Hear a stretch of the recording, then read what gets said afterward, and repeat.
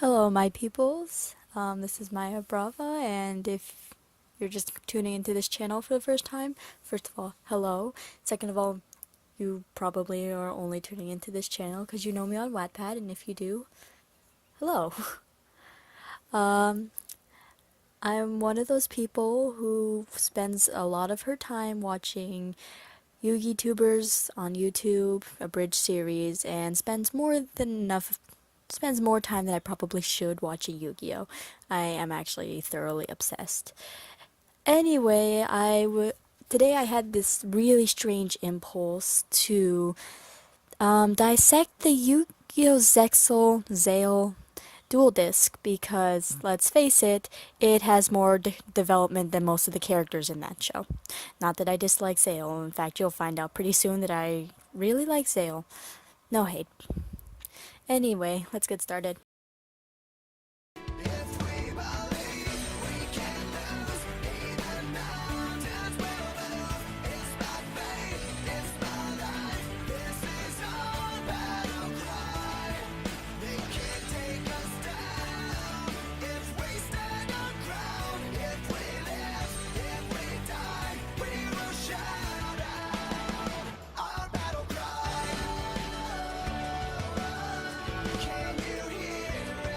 Listen to reviews about the dual discs in all five Yu-Gi-Oh series. You find that the standard dual disc is usually placed. You find that the standard Yu-Gi-Oh Zale dual disc is placed near the bottom of the top 5 list, at least for the protagonist dual disc. And I can see that, but even so, I want to discuss some of the pros and cons of the Zale Zexal dual disc. I am going to switch back and forth between Zexal and Zale. I did just watch the dub. I'm going to watch the sub really soon, but I did watch the dub. They say Zexal, and I know it is Zale, but Zale. So I probably will jump back and forth between them. I also jump back and forth between the dub names and the sub and the original Japanese names, and sometimes I use manga terms. I've been doing research so it all melts together. First things first, we're going to break down how this dual disc system works because that's vitally important to judging whether the system is a good one or not. I'm not here to try and sway anyone's opinions. I'm just going to state what I see, how I might think it affects the duel and the life of the person who uses it. So let's do this. Now, if you're not one of the crazy mysterious types who gets a dual tattoo, and that is what it is, it's a tattoo, I'll talk more about it in a minute, you need 3 separate pieces for your dual disc to even get started. Then your opponent also needs all those separate pieces, otherwise the two of you better find a table and duke it out Season 0 style. But, what's the fun in that, playing card games on a table? What kind of maniac would even consider such an idea? And I got this wrong. For a standard Yu-Gi-Oh! Zexal Dual Disc, otherwise known as a D-pad, you need about 4 or 5 separate pieces. I was just looking up schematics, and I just realized that I was missing one or two or several pieces actually than what I previously thought. Anyway, let's go through them one by one, shall we? If we're going to go into this, we might as well know what we're getting into. The first piece you're going to need is your D-pad itself. The D-pad is the tablet-y looking thing attached to your arm, that flat part on the bottom. This pad can be detached from the dual disc and used basically like a laptop or a tablet computer for schoolwork or watching TV or anything else you might use a computer for. Your deck, monster card, and graveyard zones are all attached separately. The monster card zone is obviously that solar panel thing that you see at the top. And I find this kind of insane because these are way too many pieces to carry around, especially if dueling is such a big deal as it is in the anime, that you basically duel all the time. It's something you do casually. Having to assemble so many pieces like that, it's pretty crazy. It's way too much stuff, and if you forget something, then you are out of the duel for the day, or at the very least, you're going to have to go back to old school methods like shoving cards in your pockets when you remove them for play or into your graveyard. I'm pretty sure they did that in Yu-Gi-Oh! GX. They showed it really briefly, where the characters, whenever they banished the cards from play, they would shove them in their pockets. Now, despite all this dual disc does look lighter than the other ones that you find in the other series.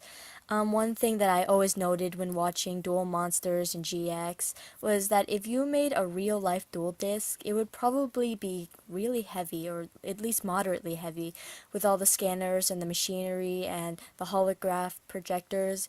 Like you see the Duel Monsters dual disc, the projectors fly out, and I mean they got better, but still. And with the Zexal Duel disc, it's just too many pieces for one person to put together all the time like this. It's and I made when I wrote up the script, I made this weird illusion because I'm a bandy. I do band. It's a lot. It's like the difference between whipping out a clarinet versus whipping out a trumpet.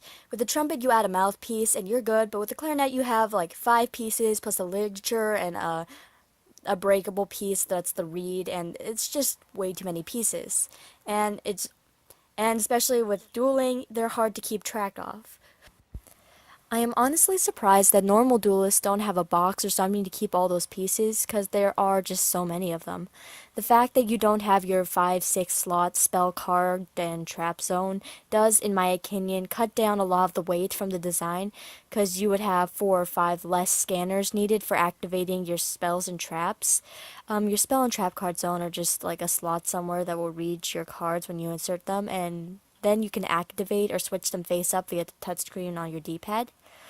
Even with this, it's still a lot of pieces, again, and it's ridiculously hard to keep track of them all on the fly. And then we get to this last piece right here. The eyepiece right there is a dual gazer. I think it's sometimes called a D-gazer in the manga, and it's basically a virtual reality headset that hooks over your left eye. And fun fact, only over your left eye. There's no right eye dual gazers according to what I've looked up on the internet.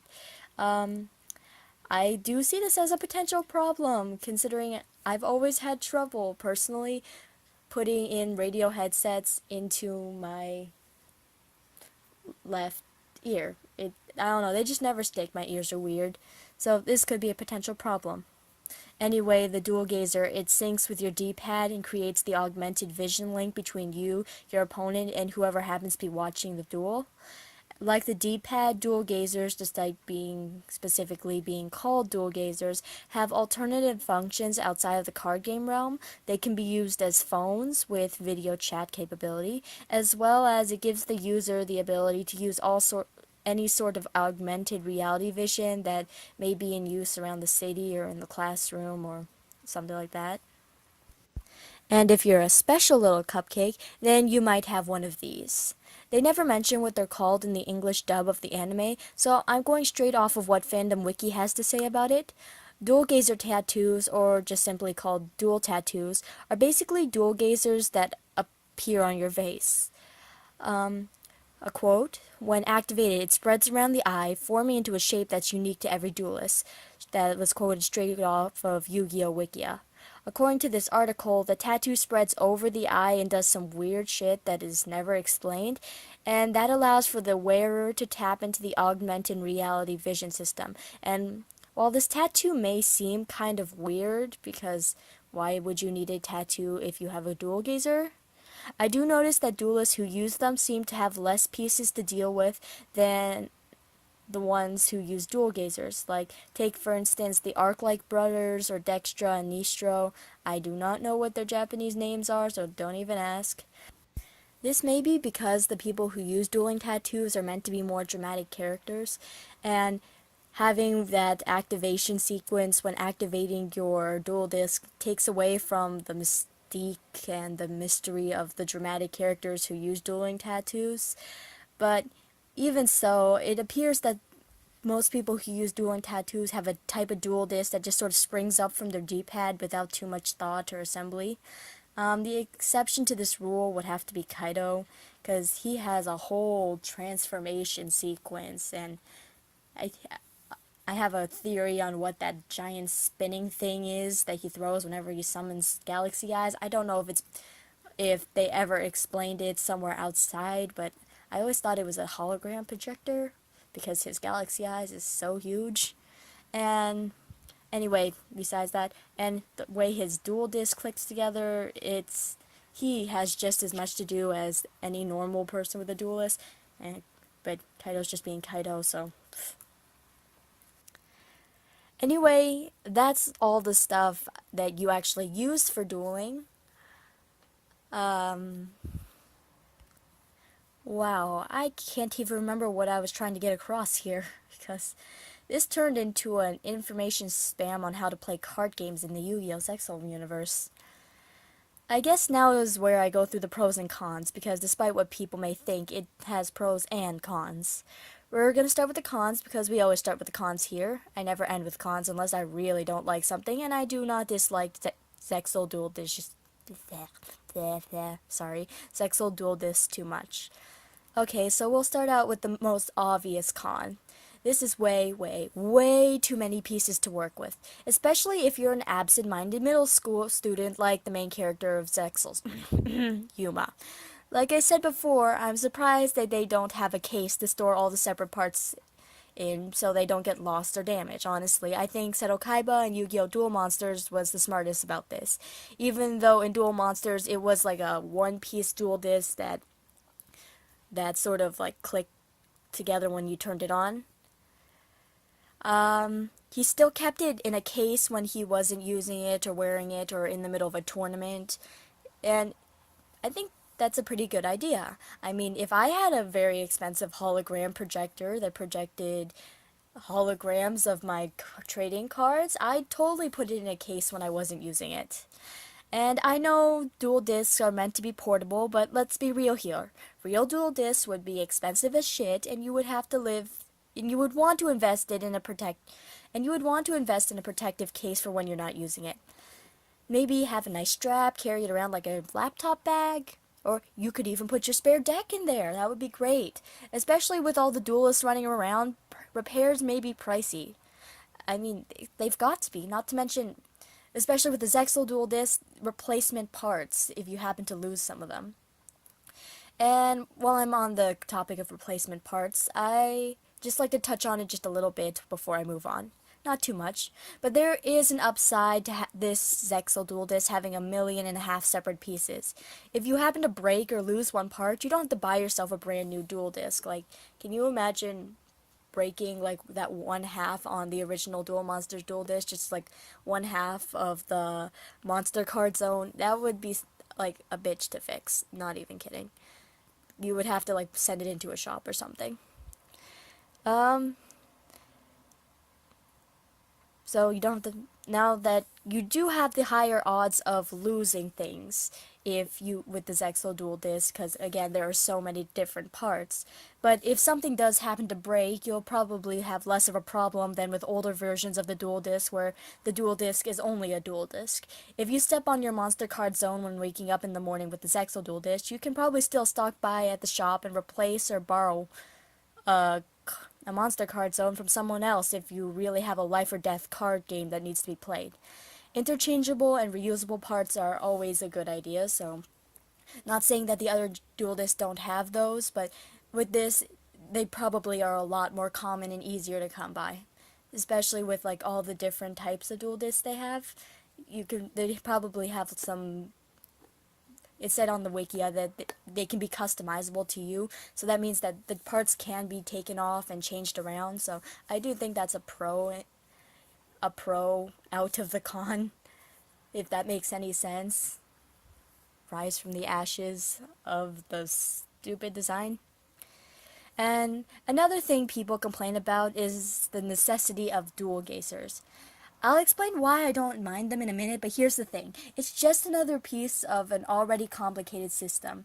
It covers one of your eyes, and while I'm under the impression that the gazer spreads the augmented reality onto both eyes, science says that you will only be seeing the duel through one of your eyes, and it will give you a headache faster than you'll be able to finish the duel. If you wear glasses, have you ever tried just wearing your prescription over just one of your eyes? And if you don't wear glasses, I mean, try it with sunglasses. It's the same effect. It's not very easy to deal with, and basically it ends with you not being able to see very well from either one of your eyes. I see a very similar problem with the practicality of the dual gazer. If you can see with both your eyes, then fabulous, but if you can't, well, you're screwed.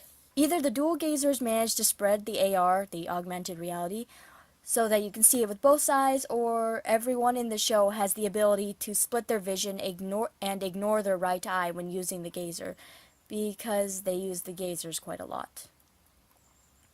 What was my point? Oh yeah.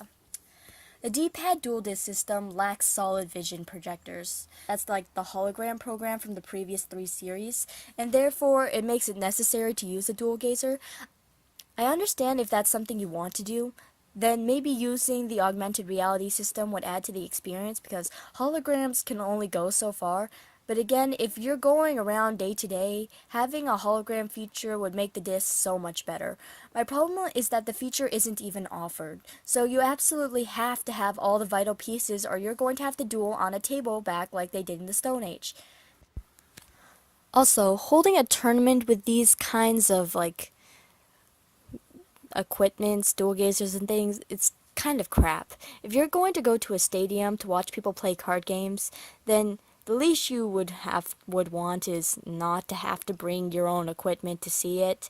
Some people might bring up the subject that they projected the actions of the duels onto large screens hovering in the sky, but come on. Everyone in the stadium was wearing a dual gazer anyway. You can't expect that many people to bring a dual gazer, and people are going to forget. And that's just assuming that everyone has a dual gazer. And with Yu-Gi-Oh! Zexal, you do assume everyone has one. Now, despite all this, I do kind of like the Zexal dueling system. And that is truly what it is. It's a system, not just a disc at this point.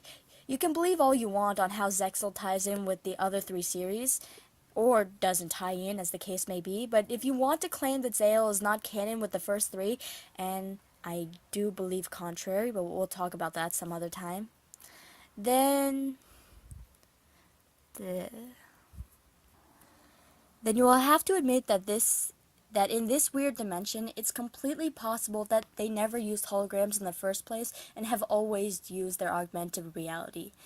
You have to think of how life works in this weird world that Zexal takes place in. You see the characters using augmented reality in all the time, not just in duels. You see them in sporting events. Kari/Akari uses it to work on her computer screens. Anyone can send up pictures into the sky, like, I think it was like episode 2 with that teacher and the crash bug thing. And if you turn on your dual gazer, you'll be able to see it all.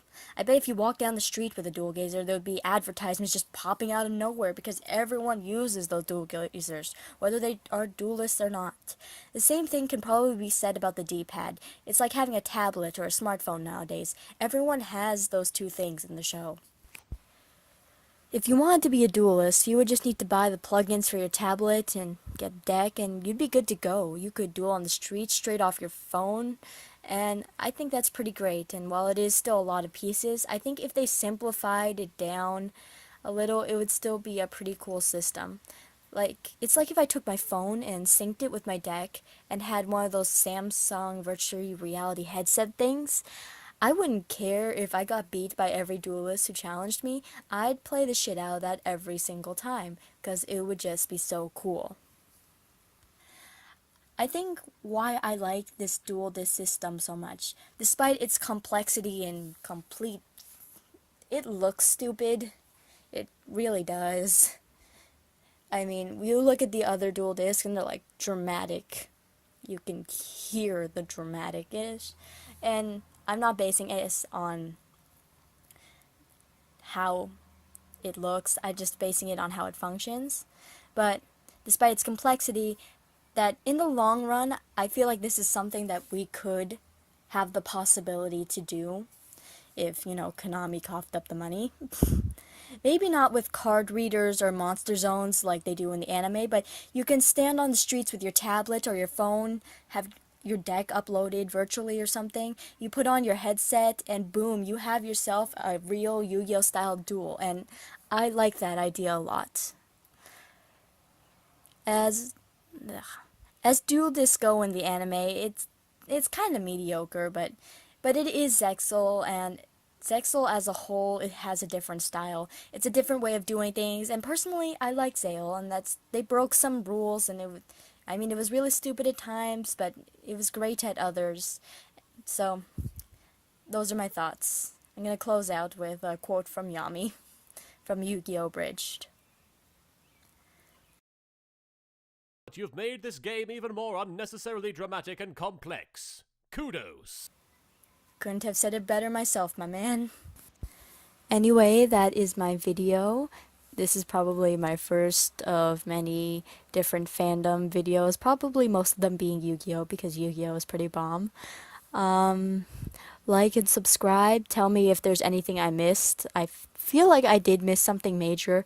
It crossed my mind when I was making the video, and then I completely forgot about it when I started recording. So again, tell me if there's anything I missed. I do post all my scripts out on Wattpad. The link will be in the description. If I wrote, I will be posting a couple of the scripts that I already wrote. I think one was a review on Cabaneri of the Iron Fortress, not of the whole anime, even though I have seen the whole anime so far, but of the preview. And then, oh yeah, basically just me spitballing about why I am skipping Yu-Gi-Oh! 5Ds to go watch Yu-Gi-Oh! Arc 5. Yeah, I'm doing that. Do you want to see that video or not? Because I'll post it if you want. So that's all I have to say. Peace and party, parrots. See you in the next video. Maya out.